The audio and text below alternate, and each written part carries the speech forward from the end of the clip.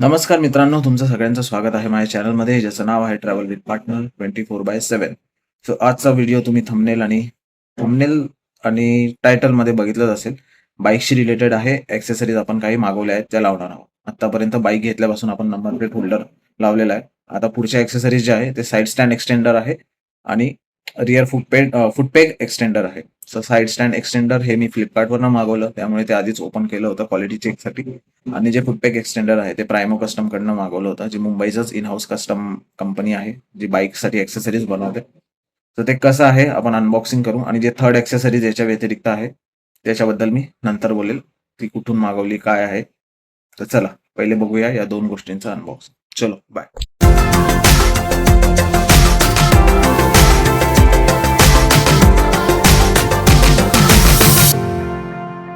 तर आपण आलेलो आहोत आता आपल्या प्रोडक्टचं अनबॉक्सिंग करायला.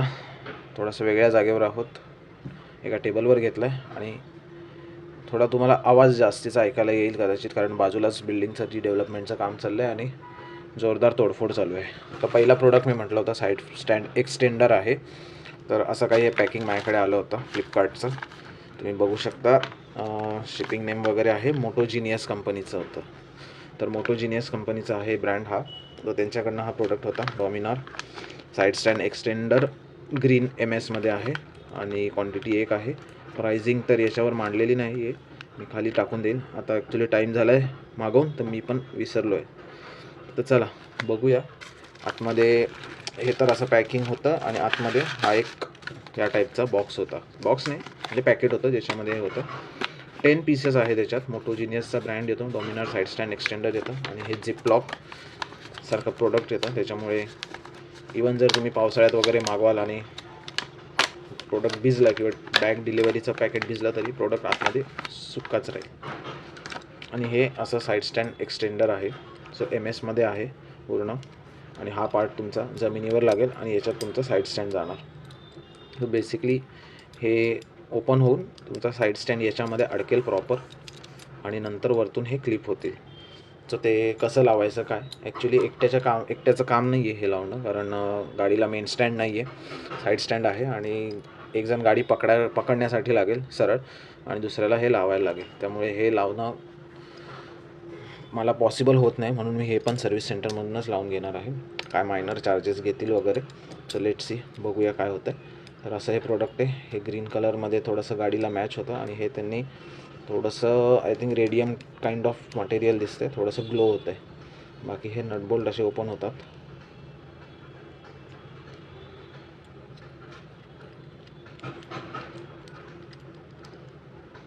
LN कीवर आहेत आणि मग ते तर बघूया, आपण लावतानाचा व्हिडिओ बघू.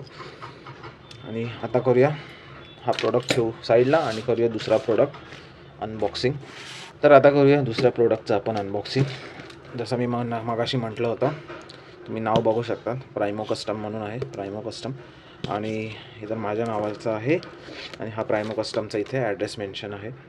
सो मुंबईवरनं आलं आहे, opposite something Chinese corner, Saifi building, ground floor, गाला नंबर 10, शेख हफिजुद्दीन मार्ग वगैरे वगैरे. GST नंबर आहे, फोन नंबर आहे, अल्टरनेट नंबर देखील आहे. सो प्रॉपर म्हणजे जेन्युइन कंपनी आहे, असं नाही आहे की कुठला तरी लोकल कस्टम शॉप आहे वगैरे. सो त्यांचा हा प्रोडक्ट आहे. ओपन करण्यासाठी आपण बॉटम साईडने याला ओपन करू, कारण वरती आपलं बिल लावलेलं आहे. तर ॲक्च्युली रिटर्न पॉलिसी पण यांची काहीतरी 7 दिवसांची असते, एक्झॅक्टली तर माहीत नाही मला, पण येऊन बरेच दिवस झालेत. मी ॲक्च्युली फ्लिपकार्टवरनं देखील मागवलं होतं पहिले, समथिंग 413 रुपयाचं होतं, पण त्याची क्वालिटी एकदम बकवास होती आणि रस्टिंग लागलेलं होतं त्याला ऑलरेडी, त्यामुळे मी ते रिटर्न केलं. तर हे प्रायमो कस्टमकडनं आलेले आहेत. हे कॉस्टली आहे त्याच्यापेक्षा, पण क्वालिटी वाईज चांगले वाटत आहेत. थोडेसे हार्ड आहेत एजेसला, इथे ग्राइंडिंग प्रॉपर नाही झालं आहे आणि हे थोडं हार्ड आहे. आय थिंक हे ग्रिप करण्यासाठी त्यांनी ठेवलं आहे थोडं हार्ड, जेणेकरून याच्यावरनं पाय सटकला नाही पाहिजे. आणि हे तुमच्या एक्झिस्टिंग जे ॲल्युमिनियम फुटरेस्ट आहे त्याच्यामध्ये हे माउंट होणार. सो इथे थोडंसं बेंड करताना हे कट आहे, पण तो दोन्ही साईडला आहे, मे बी मुद्दामून ठेवलं आहे. सो हे असं लागेल किंवा असं, लेट सी. मला तरी हे असं वाटतंय, असं लागून याच्यावर पाय राहील. त्याच्यामुळे हा वरतून स्मूथ आहे आणि खालून थोडासा रफ आहे. तर ठीक आहे. बट कुठे पेंट पील ऑफ नाही झालेलं आहे किंवा असे चिप्स नाही उडालेले आहेत, जे मला फ्लिपकार्टच्या प्रोडक्टमध्ये दिसलं होतं. आणि हे डॉमिनारचा लोगो आहे हा, जो त्यांच्या टँकवर आहे आणि मागे रिअरवर देखील आहे. आणि प्रायमो कस्टमचं एक स्टिकर आहे याच्यात, जे तुम्ही लावू शकतात हेल्मेट वगैरे किंवा गाडीच्या वरती, विंडशिल्डवरती. सो असं आहे हा प्रोडक्ट. याच्यामध्ये ते रफनेस नाही आहे. आय थिंक समथिंग काहीतरी प्रॉब्लेम होता त्याच्यामध्ये फिनिशिंगमध्ये, त्याच्यामुळे आहे. पण याच्यामध्ये नाही आहे. Don't know. जर हा असा लागेल तर हे असं पाहिजे. हे राईट साईडचं असेल आणि हा लेफ्ट साईडचा आहे. सो हे अशा पद्धतीने गाडीला लागेल. सो बघूया. हे पण मला ॲक्च्युली तिथे बरंच काहीतरी मेकॅनिझम आहे, क्लिपसारखं एक आहे, स्प्रिंगची क्लिप आहे जी दाबून ते फुटपेक वगैरे निघतं. त्याच्यामुळे मी ही गोष्ट देखील माझ्या म्हणजे स्वतःच्या हिमतीवर लावत नाही आहे. याच्यासाठी मी डिपेंड आहे सर्व्हिस सेंटरवर. कारण सर्व्हिस सेंटर किंवा मेकॅनिक बेसिकली कुठलाही, तर त्याच्यासाठी मी हे नाही लावत आहे. तर हे आणि साईड स्टँड एक्सटेंडर या दोन्ही गोष्टी आपण सर्व्हिस सेंटरमध्ये जाऊन लावणार आहोत. आता राहिली गोष्ट तिसऱ्या प्रोडक्टची, तर त्याचं अनबॉक्सिंग नाही केलं आहे.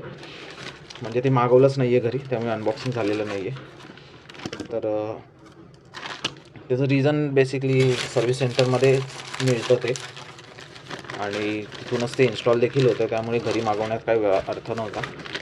आणि खूप मिनिमम चार्जेस घेतात ते, म्हणजे ॲटलिस्ट मला आधी तरी सांगितले होते. आता आज जाईल एक्झॅक्टली तेव्हा समजेल. बट ठीक आहे. ॲक्च्युली त्याचा प्लॅन नव्हता घ्यायचा काय, पण मिळतं आहे बजाजचं स्वतःचं इन हाऊस, तर का नको घ्यायला असं झालं इथे. कारण अदर ब्रँड्सचे मी बघितले होते तर ते खूप कॉस्टली होते. आणि म्हणजे जेवढ्याचे सॅडल बॅग आहे तेवढ्याच कॉस्टचे सॅडल स्टे आहेत. आणि ते देखील मेटलचे होते, ज्याच्याने गाडीचा वेटसुद्धा वाढणार. ऑलरेडी गाडी 196 kgचं कर्व वेट आहे तिचं. त्याच्यामध्ये अजून फ्यूल ॲड होणार आणि मग अजून त्याचं वेट का वाढवा, म्हणून मी फायबरमध्ये गेलो. तर चला आता जाऊया सर्व्हिस सेंटरला आणि बघूया प्रोडक्ट इन्स्टॉलेशन. तर आपण आता निघालो आहोत आपल्या गाडीच्या ॲक्सेसरीज फिट करायला बजाज सर्व्हिस सेंटरला. आणि कॅमेरा माउंट केला आहे चेस्ट माउंटवर. तो असा काही व्ह्यू येतो आहे आणि असा काही आवाज येतो आहे. कुठलाच माईक वगैरे नाही आहे. जो काय आवाज आहे तो कॅमेऱ्याचा इंटरनल माईकच रेकॉर्ड करतो. तर गाडी घेतल्यापासून गाडी चालली आहे 226 किलोमीटर. आणि आय थिंक 2 किंवा 3 वेळाच फ्युलिंग केलं आहे मी. 500-500चं 3 वेळा केलं आहे. आता तर रेट वाढले आणि गाडीवर मायलेज दाखवतो आहे ओडोवर 24 किलोमीटर पर लिटरचा. आणि डिस्टन्स टू एमटी आहे 80. So let see after first service काय मायलेज देतं आहे. आता 226 चालली आहे, म्हणजे 250 किलोमीटरवर आपली सर्व्हिस ड्यू होऊ शकते. मिनिमम 500 आणि मॅक्झिमम 750 किंवा 1 महिना असा स्लॉट आहे त्यांचा. बघूया. 7 मेला रजिस्ट्रेशन झालं आहे. 7 मेलाच 7 जूनला 1 महिना होईल. त्याआधी 500 ते 750 किलोमीटर झाले पाहिजे. अदरवाईज टाईम पिरियडनुसार आपल्याला सर्व्हिस करावी लागेल. तर चला बघूया. गेअर डाऊन करताना थोडंसं हार्ड पडतो. ठीक आहे, होईल. गाडी यूज करून स्मूथ होईल त्याचं. चला आता भेटूया डायरेक्ट सर्व्हिस सेंटरला. शोरूममध्ये आलो आहे आपण, पण आपल्यासोबत झाला एक प्रॉब्लेम. बजाजचे जे डॉमिनारचे सॅडल स्टे मागवले त्याचं सॅडल स्टे तर आहेत, बट त्याचे फिटिंग जे माउंट्स येतात ते नाही आहेत. ते सेपरेटली ऑर्डर करावे लागतात, जे त्यांना पण नव्हतं माहिती आणि मला पण नव्हतं माहीत. सो ते आपल्याला अवेलेबल नाही, म्हणून सॅडल स्टे तर लावता येणार नाही. सो घरात ज्या 2 गोष्टींचं अनबॉक्सिंग केलेलं त्या गोष्टी लावून घेऊ. आणि आता त्यांचा झाला आहे लंच ब्रेक, त्यामुळे थोडा वाट बघावी लागेल अर्धा-पाऊण तास. बघूया. आपण पण लोकलमध्ये काहीतरी टाईमपास लस्सी वगैरे पिऊ आणि मग ते फिटिंग करून मग जाऊया. सो कूलंट कमी झालं होतं गाडीतलं. सो 200 ml कूलंट देखील टाकलं त्याने. तर सर्व्हिस सेंटर आल्याचा फायदा आहे. नसतं आलं तर माहीतच नसतं पडलं आणि प्रॉब्लेम झाला असता उद्या बाहेर जाताना. तर चला कूलंट पण टॉपअप केलं 75 रुपयाचं 200 ml. बाकी आता त्या 2 ॲक्सेसरीज लावूया. तर सर्व्हिस सेंटरवाल्यांचा लंच ब्रेक झाला आहे आणि आता ते आले आहेत परत कामाला आणि घेतला आहे आपला साईड स्टँड एक्सटेंडर लावायला. साईड स्टँड एक्सटेंडरचं पहिलं बेसची प्लेट आणि वरच्या क्लिप हे वेगळे करावे लागतात. आता ते बेसची प्लेट लावून बघत आहेत की कसं प्रॉपर फिटिंग होतं आहे, बसतो आहे की नाही, प्रॉपर मॅच आहे की नाही, आणि त्यानंतर वरची प्लेट ते लावून चेक करते. जर सगळं प्रॉपर असेल तर ते त्याच्यासोबत आलेले 4 Allen की बोल्ट आहेत ते एक एक करून टाईट करायला लागते. आता त्यांनी ग्रीन कलरची वरची प्लेट ठेवली आहे आणि एक एक बोल्ट जो आहे तो त्यात टाकून ते टाईट करतात, जेणेकरून तो जो एक्सटेंडर आहे तो त्याच जागेवर राहावा आणि लूज नको व्हायला किंवा परत मॅच नको करण्यात वेळ नको जाण्यासाठी. तर आता त्यांना काय काय टूल्स लागतात ते बघूया. Allen की तर लागेल आणि त्याला खाली एक छोटा पाना आहे ते घ्यायला जात आहेत ते. तर आपले मेकॅनिक छोटावाला पाना घेऊन आले आहे जो याच्याच फिटिंगसाठी आपल्याला कामाला येईल. आता त्यांनी त्या पाण्या घेतला आहे आणि वरच्या बाजूने ते नट टाईट करत जातील आणि खालून Allen कीच्या मदतीने जो बोल्ट आहे तो पकडून ठेवतील, जेणेकरून ते टाईट होत जाईल आणि त्याची ग्रीप स्टँडवर पक्की होत जाईल. तर एक एक नट बोल्ट ते असे टाईट करत जातील. लेफ्ट साईडचा पहिला पुढचा घेतील, मग मागचा, आणि त्यानंतर राईट साईडचा पुढचा मागचा, असे करून ते टाईट करतील. तर आता बघूया त्या प्रोसेसमध्ये किती वेळ लागतो. ॲक्च्युली क्लिप प्रॉपर स्टँडवर झालं पाहिजे तर ते लावणं योग्य आहे. अदरवाईज जरा पण ते मिसप्लेस झालं तर स्टँड बरोबर माउंट होणार नाही जमिनीवर आणि बाईक प्रॉपर स्टँडवर उभी राहणार नाही किंवा ते पडण्याची पण भीती असेल. म्हणजे जर प्रॉपर क्लिपिंग नाही झालं तर चालू गाडीमध्ये कधीही निघून जाऊ शकतं आणि आपल्या मागून येणाऱ्या गाड्यांसाठी ते रिस्की आहे आणि इनकेस आपल्या गाडीसाठी देखील आहे. तर बघूया. आता त्यांनी पुढचा एक नट बोल्ट टाईट केला होता, आता परत मागचा घेतला आहे लेफ्ट साईडचा. आता तो फुल टाईट झाल्यावर राईट साईडचा पुढचा घेतील आय थिंक.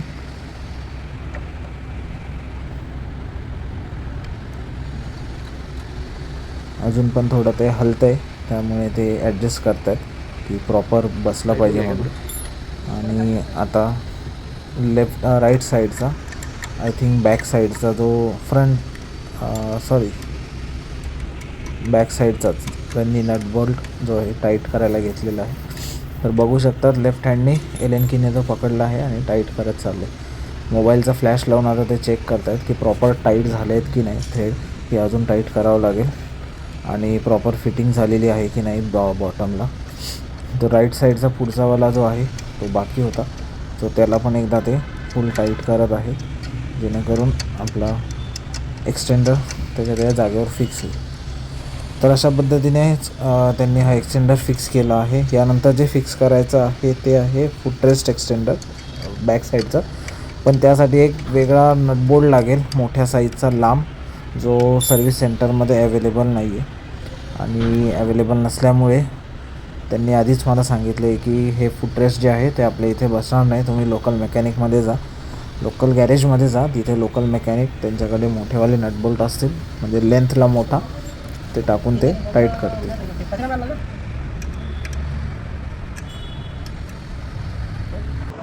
सर्व्हिस सेंटरमधून साईड स्टँड एक्सटेंडर लावून आपण आलेलो आहोत आता लोकल गॅरेजमध्ये लोकल मेकॅनिककडून फुटरेस्ट एक्सटेंडर लावायला. तर MK कॉलेजच्या इथे आपण येऊन तिथे जे लोकल गॅरेजेस आहेत तिथून आपण फुटरेस्ट एक्सटेंडर लावतो.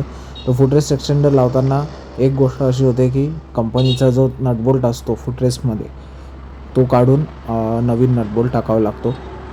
कंपनीच्या नटबोल्टची थिकनेस ही जास्त असते कम्पेअर टू लोकल मार्केटमध्ये मिळणाऱ्या नटबोल्टपेक्षा. त्यामुळे आपल्या जो फुटरेस्ट आहे त्याच्यामध्ये एक प्रकारचा प्ले येतो, तो स्मूथली जो फोल्ड होतो आणि अनफोल्ड होतो ती गोष्ट होत नाही, ते एकदम फ्री होतं आणि मोस्ट ऑफ द टाईम तो अनफोल्ड राहतच नाही, तो असाच ओपन राहतो. बट ठीक आहे, आपल्याला त्याच्याशी काही प्रॉब्लेम नव्हता. बट एक कन्सर्न होता की फुटरेस्टमध्ये प्ले आल्यामुळे वाजायला नको. तर आता तुम्ही बघू शकता त्याने फुटरेस्ट लावलेला आहे बॅक साईडचा आणि त्याचा एक नटबोल्ट तर आपल्या एक्झिस्टिंग फुटरेस्टमध्ये टाईट होतो आणि दुसरा एक नटबोल्ट लावायला लागतो जो बाईकमध्ये असलेल्या माउंटवरती टाईट होतो. तिकडे एक माउंट दिला असतो ज्याच्यामध्ये आपण बंजी कॉर्ड ॲक्च्युली अडकवू शकतो, पण आपण त्यातच हा नटबोल्ट वायसर लावून टाईट करतो. तर पहिले आम्ही 1 इंचेसपर्यंतचं नटबोल्टने ट्राय केलं, पण ते झालं नाही म्हणून नंतर मोठ्या नटबोल्टने केलं. तर एका साईडने पाण्याने पकडणार आणि दुसऱ्या साईडने टी पाना जो आहे त्याच्याने तो टाईट करून ते फिक्स करतो आहे. तर आता एक्झिस्टिंग फुटरेस्टमधला पण नटबोल्ट तसाच टाईट करतो आहे. तुम्ही बघू शकता तो अनफोल्ड करतो आहे तर ते परत खालीच येतं आहे. तो त्यामध्ये एक प्ले आलेला आहे जो बाय डिफॉल्ट आता येणारच होता, त्याला काही ऑप्शन नव्हता कारण त्यातले कमी थिकनेसचा नटबोल्ट लागला. तर आता त्याने चेक केलं एकदा, दुसऱ्यांदा परत एकदा चेक करू, टाईट करून फिक्स झालं आहे. आणि अशाच प्रकारे आपण राईट साईडचा देखील लावूया. तर हा आहे आपला साईड स्टँड एक्सटेंडर जो बसला आहे आणि हे पहिले जमिनीशी एवढाच पार्ट कॉन्टॅक्ट व्हायचा, आता हा एवढा होतो आहे. त्याच्यामुळे अनइवन सरफेसवर पार्क करा तर थोडा सेफ असेल. दुसरी गोष्ट ही जी म्हणत होतो फुटरेस्ट एक्सटेंडर एकदम फिट बसला आहे, हलणार नाही. बट याचा प्रॉब्लेम झाला आहे, हा प्ले आलेला आहे बिकॉज याच्या आतमधला जो बोल्ट होता तो थिकनेसला जाड होता. एक मिनटं, हा बोल्ट होता एक्झिस्टिंग जो थिकनेसला जाड होता आणि हा जो आहे तो कमी आहे. इथे दिसेल तुम्हाला एवढा फरक आहे. सो त्याच्यामुळे याच्यात प्ले आला आहे. आता याला ऑप्शन एकच आहे की हा प्ले जर मिनिमाइज करायचा असेल तर हे सगळं खोलून याच्यात एक रबर वायसर टाकायला, अदरवाईज दुसरा तर असं काही ऑप्शन नाही आहे बिकॉज याच्या आतमधलं असलेलं रबर पण प्रॉपर याच्या अजून आतमध्ये पुश होत नाही आहे किंवा ते जाऊन अडकत नाही आहे. तर हा एक ऑप्शन आहे. याच्यात एक बेरिंग समथिंग होती, बॉल बेरिंग, ती निघाली त्यामुळे तो तसा झाला. या साईडचा पण फिक्स बसला आहे पण याच्यामध्ये प्ले नाही आलेला आहे, हा प्रॉपर स्टडी राहिला आहे तसाच. तर त्याने थोडंसं फिटिंग करताना काहीतरी गडबड केली आहे. ठीक आहे, आता ते लोकल मेकॅनिक असेच. तर चला, अशी होती ही फिटिंग आपल्या गाडीच्या